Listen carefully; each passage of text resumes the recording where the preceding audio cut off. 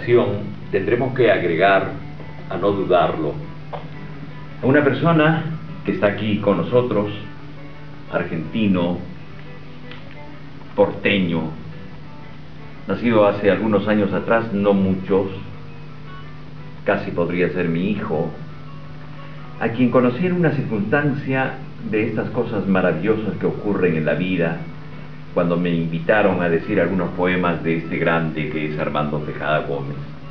Y no sé cómo llegó a mis manos un fragmento de una poesía de Armando de Magdalena, Conversaciones con Armando Tejada Gómez. Y uno, dentro de la escasa capacidad o conocimiento que tiene, suele vibrar con las palabras cuando tienen ese ardor, ese hecho visceral que a uno lo da vueltas. Y desde aquel entonces nos sentimos hermanos, porque él late profundamente la alegría y el sufrimiento de América a cada instante, todas sus horas del día y, por qué no, de la noche, están dedicadas a desandar los caminos de América. Lo vamos a presentar casi formalmente. Poeta, ensayista y fotógrafo argentino, nacido en Buenos Aires, decía, en febrero de 1963, 46 años. Juan no tiene 48 ya, por eso decía, podía ser mi hijo. Ha publicado casi una docena de libros, tanto de poesía como de ensayo y crítica literaria. Ha hecho radio y colaborado con diversas publicaciones nacionales y extranjeras como articulista. En la actualidad ha comenzado a editar a jóvenes poetas y también a recopilar, antologar e introducir pensadores y artistas que han influenciado su obra y su vida. Sus trabajos giran en torno a la problemática americana.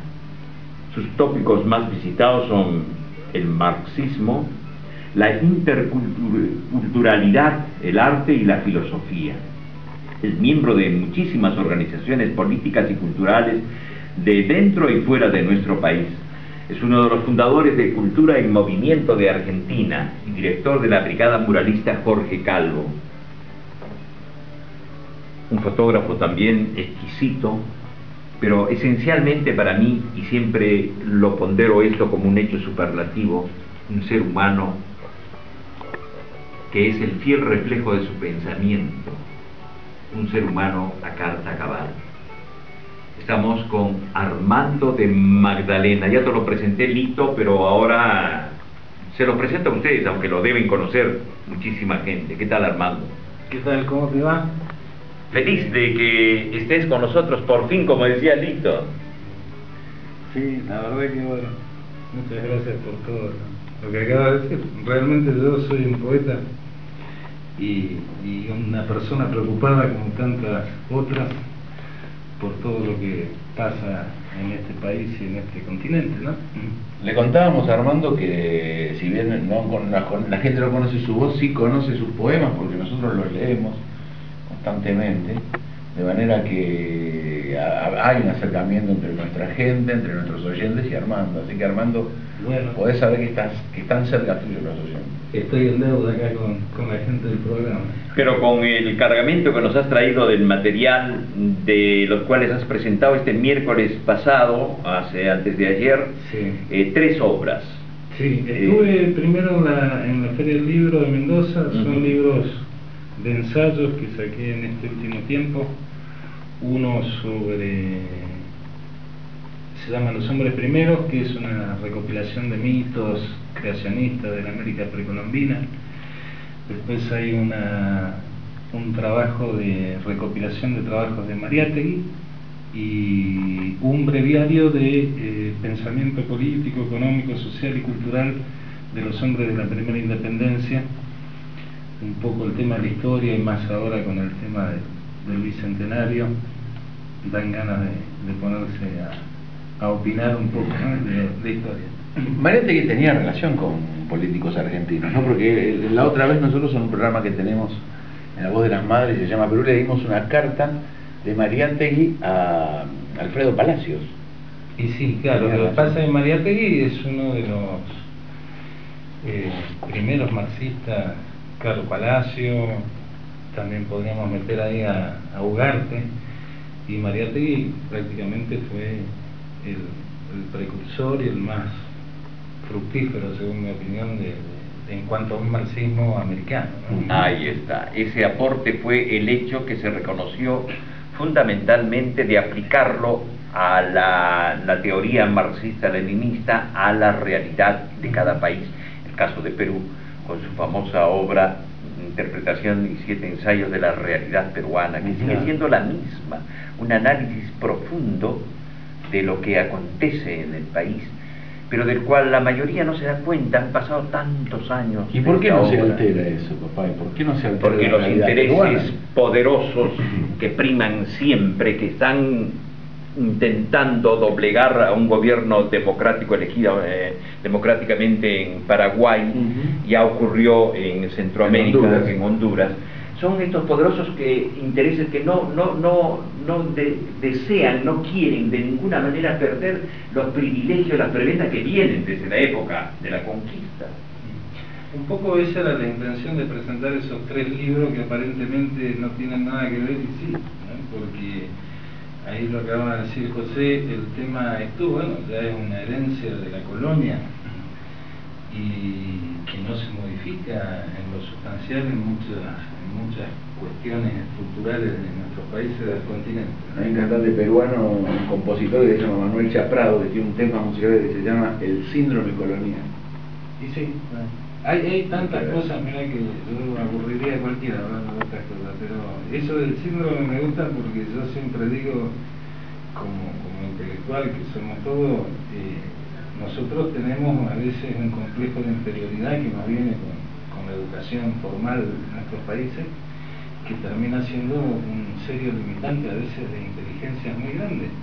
O sea, los condicionamientos de cómo nos han educado y qué es lo que nos han hecho creer que somos. Ese complejo, digamos, inyectado o insuflado adrede, ¿no es cierto? Deliberadamente. Por los programas educacionales que no favorecen el pensamiento ni la reflexión. Y aparte que vos fijate, hay un problema real que es este continente, que es un entrecruzamiento formidable de cosas que no se han saldado nunca. Entonces América, como dice Leopoldo Sea, filósofo mexicano, dice, América solo existe como posibilidad. Entonces, ¿cómo sería una educación de un continente que todavía no se termina de cuajar culturalmente, ¿no? En toda esa diversidad y toda esa riqueza que tiene? Armando, tenemos para conversar, no digo largo, pero yo sé que vas a viajar, qué maravilla, llevando todo este caudal de pensamiento plasmado en este papel que es formidable, porque la generación tiene que conocer, estudiar, sacarse el antifaz. El otro día decíamos con Lito, el primer secuestro que hubo en América ocurrió en Cajamarca, cuando Pizarro captura a Atahualpa y pide, Atahualpa se da cuenta de la avidez que tenía el invasor por el oro. Entonces le ofrece, le digo, ¿qué necesitas? ¿Te gusta el oro? ¿Te gusta la plata? Y le ofrece 2 cuartos de plata y 1 de oro. Aún así, una vez que recibió este patrimonio que tenía el Tahuantinsuyo, lo manda a matar.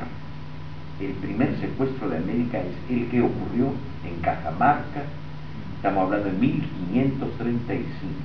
La gente dice, no puede ser, de ninguna manera. Esto es ahora, de este siglo, del siglo XXI, los secuestros. Ya esa es la mentalidad que primaba en esta parte de América. Estamos con Armando de Magdalena. Yo ya sé el origen de tu nombre, es de fantasía. Sí, es una costumbre. Pero tiene un hecho sí, hermoso. Bueno, un día cuento brevemente, a mí me gusta mucho la música, y entre esas cosas, la música flamenca.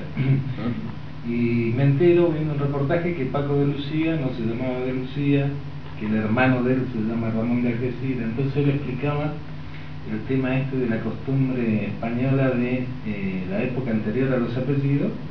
Le decían, bueno, Paco, el hijo de Lucía, o Ramón del pueblo de Algeciras, o el oficio. Entonces yo me llamo Armando y Magdalena es mi mamá. Tu madre. O sea, sería Armando, hijo de Magdalena. Armando de El hijo Magdalena. de Magdalena. Vamos a escuchar música. Vamos a escuchar música y Mire, matizamos. Programamos, usted quería algo de Brasil. Yo quería algo Yo de... le programé a Elis Regina, pero ¿sabe que canta? ¿Sabe lo que encontré? Algo de... Atahualpa Yupanqui. Allá va. Increíble, no sabía que lo tenía.